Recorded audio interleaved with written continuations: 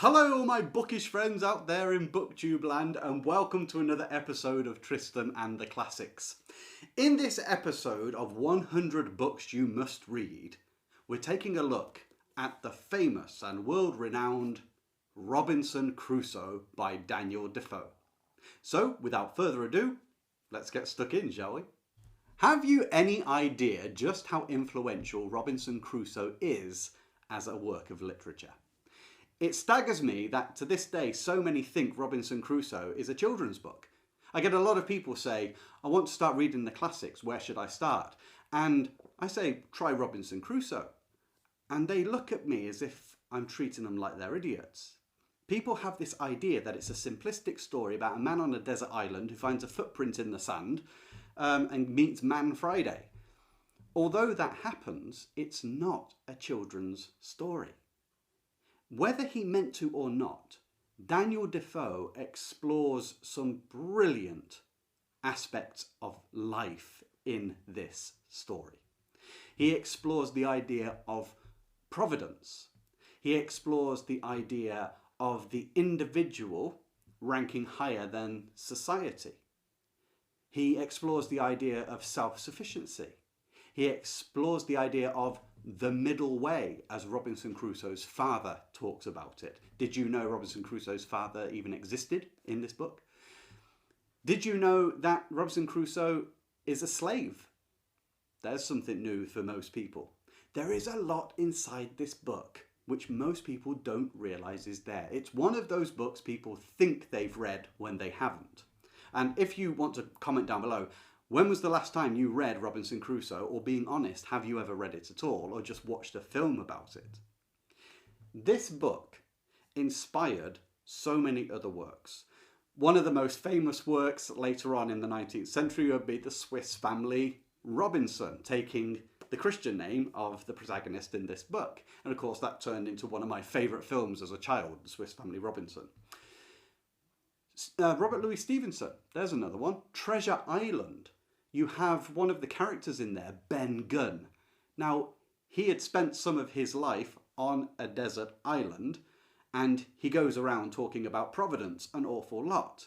Well, Ben Gunn is none other than a cameo of Robinson Crusoe in the book Treasure Island. And the idea of being on an island far at sea is something that Stevenson had latched onto. In fact, I think it was Robert Louis Stevenson who said, when Robinson Crusoe discovers the footprint in the sand that signifies someone else is on the island, that is one of the most memorable scenes in all of English literature. I believe he said it was one of the 4 most memorable scenes, so right up there. And when you read that part of the book, all my days, you know what Stevenson meant. Boy, does it strike you right here. It really makes you sit up and go, no way! It's a brilliant piece of narrative. And something about the narrative is that Robinson Crusoe, it's first person, it's very simple the way he writes. Some people worry about pacing in a book. Now granted, he is alone on an island, so obviously that it's not exactly helter-skelter action. But the pacing is pretty rapid, especially when the footprint in the sand appears about just before halfway through the book. Things really take off then, and it is a rip-roaring read. Here's a bit of trivia for you as well. Did you know that Gulliver's Travels by Jonathan Swift is thought by many to be a parody of Robinson Crusoe? You see, Swift took exception to Defoe's view that with Crusoe in particular, the individual is greater than society. Swift believed that society was the most important and the individual must be subservient to it.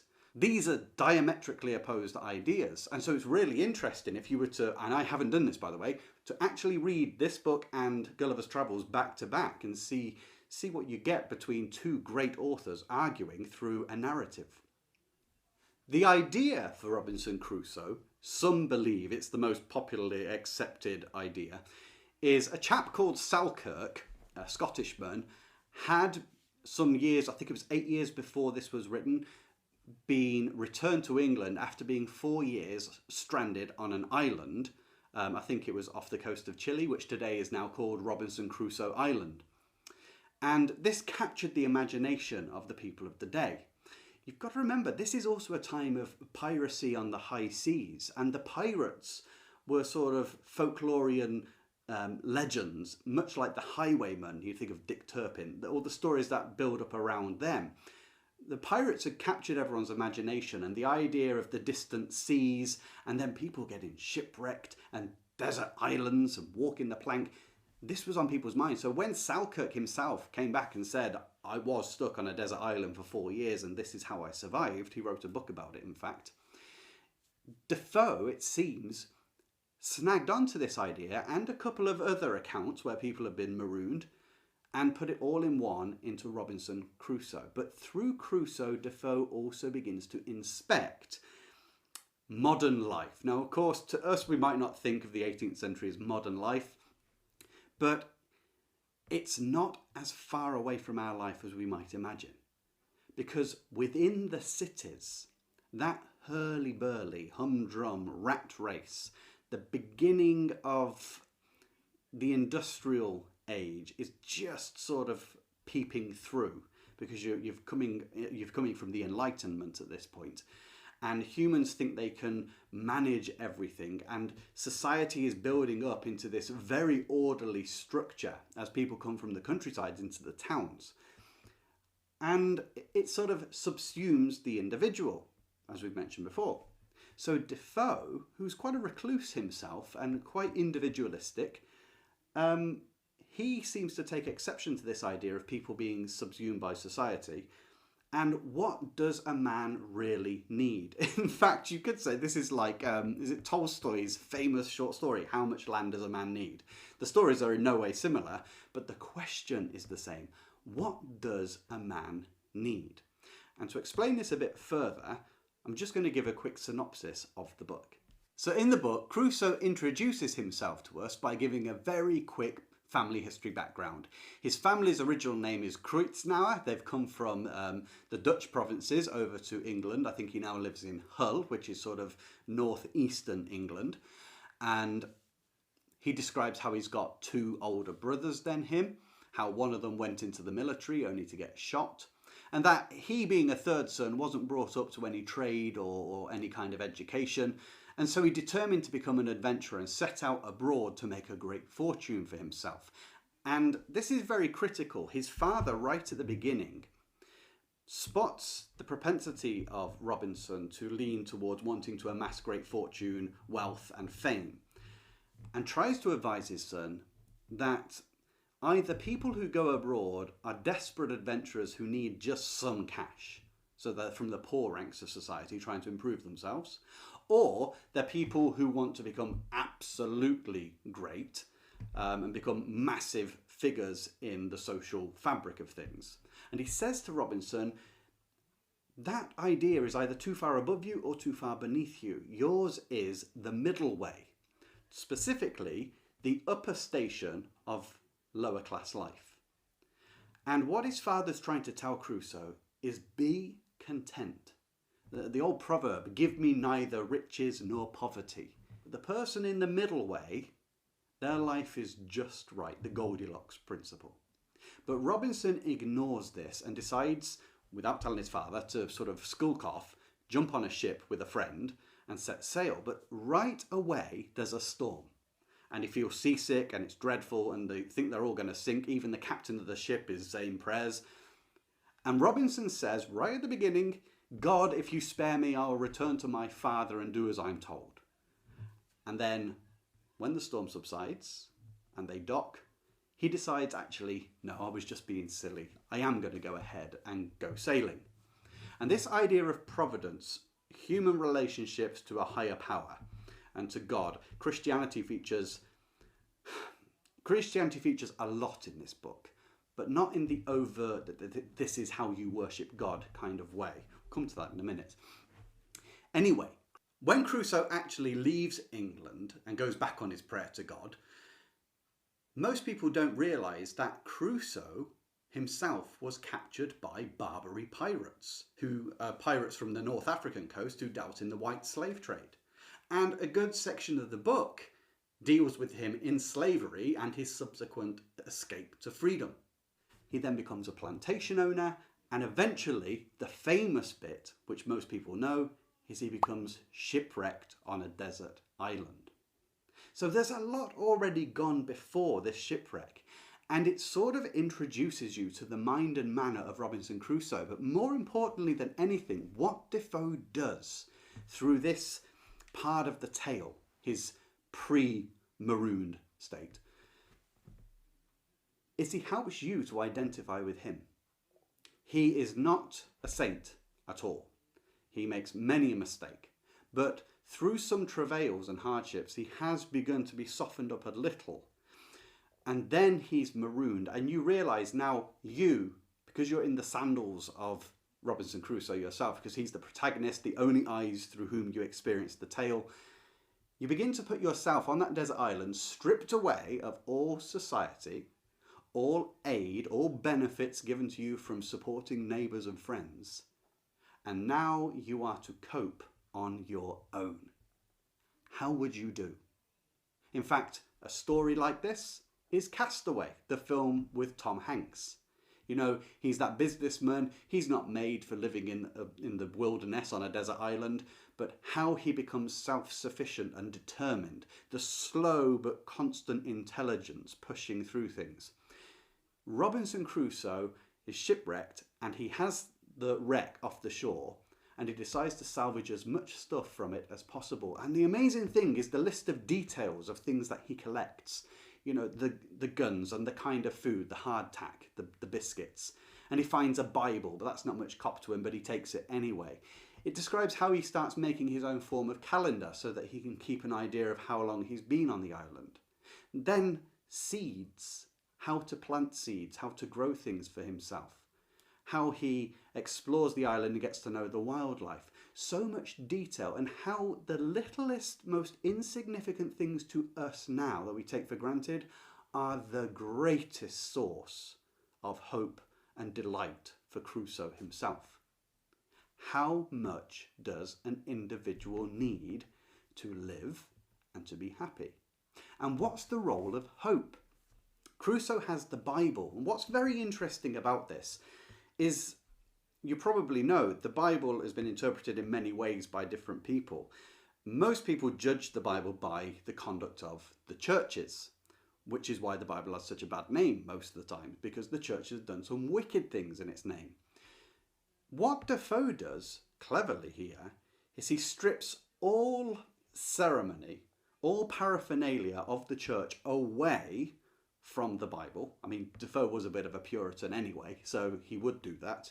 But he even seems to sidestep a lot of his ideas, his Protestant ideas, and simply has Robinson Crusoe react to passages in the Bible, which he opens and just puts his finger on as his daily advice.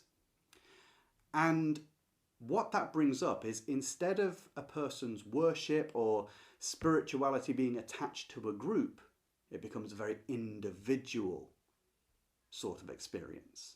The human's personal relationship with God or with the cosmos. And some of the conclusions Crusoe comes to are really, really thought-provoking. No matter what your background or persuasion, religiously, spiritually, whatever it may be, some of the ideas he brings up are really thoughtful and not at all what we're often accustomed to hearing. And this role of Providence continues to play. So some would call it fate, some would call it karma, whatever it may be. Defoe seems to find the importance of that connection with the natural world that all humans need and crave. And Crusoe finds this one of the most important parts of his life there. And to be honest, one of the things I don't think Defoe does, some are inclined to think he does it a little bit, but I don't, is he doesn't sermonize.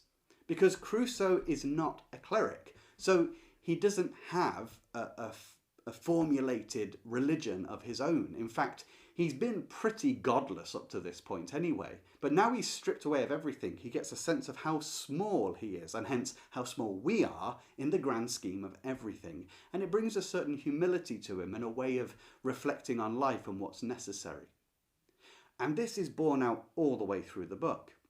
But of course, back to the plot, there is that critical moment when he's on his island and he suddenly sees a footprint in the sand.